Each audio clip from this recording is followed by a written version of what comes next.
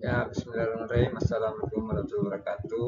Di sini saya akan mempresentasikan tugas studio perencanaan arsitektur 3.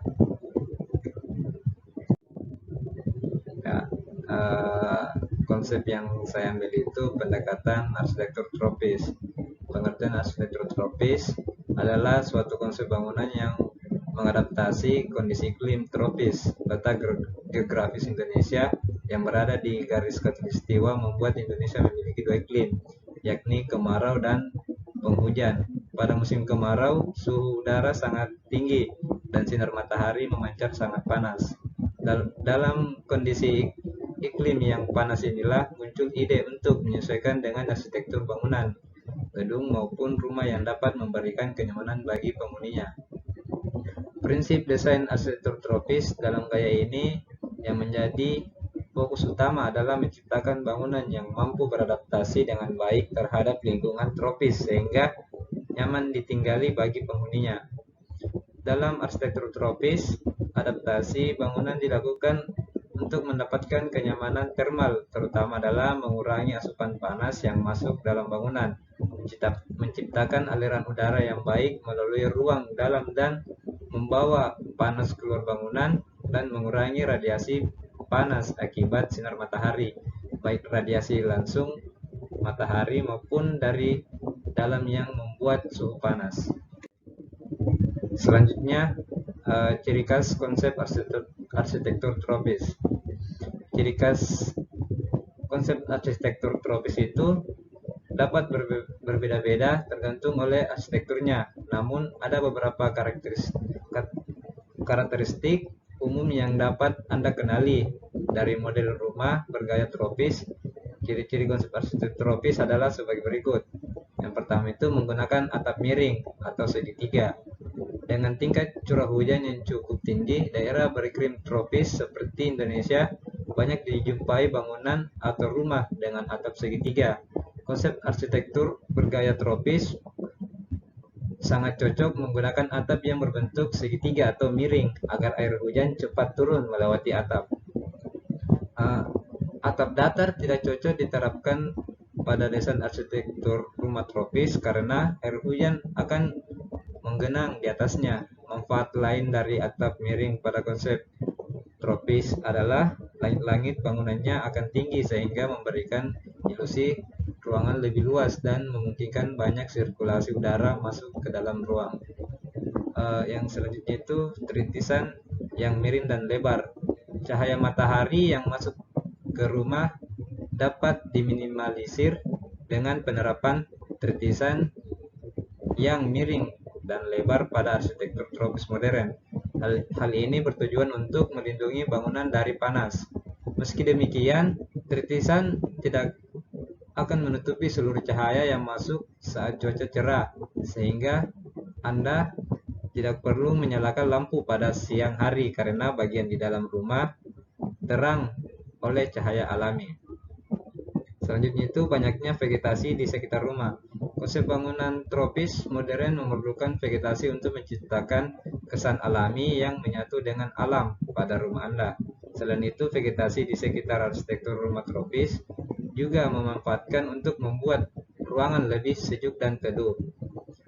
Konsep ini sangat menguntungkan karena suhu rumah yang sejuk secara alami akan mengurangi penggunaan alat elektronik seperti AC dan kipas angin sehingga lebih hemat energi.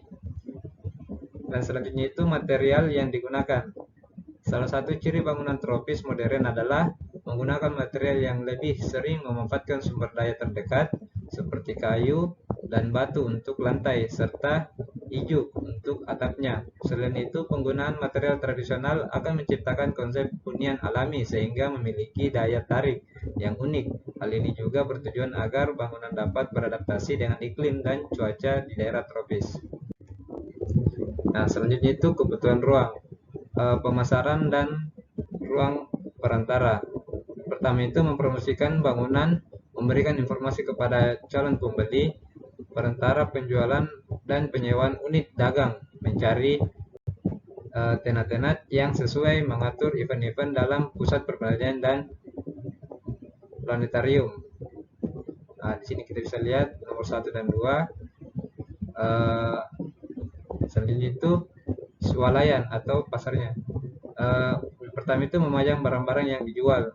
Yang kedua itu menyimpan daging, sayuran, susu, dan bahan-bahan lain yang membutuhkan pendingin atau freezer. Yang ketiga itu menyimpan barang-barang kering atau makanan. Yang keempat itu menyimpan barang-barang kering selain makanan. Yang kelima itu menyimpan barang-barang karyawan dan berganti pakaian. Dan yang keenam itu menurunkan barang-barang untuk masuk ke penyimpanan. Dan saya menamakan itu karaoke. Sebagai yang pertama itu sebagai ruang penerima dan ruang tunggu perantara antara luar dan dalam bangunan. Yang kedua itu pembayaran dan terakhir itu bernyanyi. Selanjutnya kita masuk di konsep site. Lokasi yang saya pilih itu adalah Kecamatan Rapocini. Inputnya itu meninjau dua alternatif pilihan site untuk membantu dalam perencanaan pusat perbelanjaan dengan dasar pertimbangan lingkungan, ukuran tapak, dan pelayanan utilitas.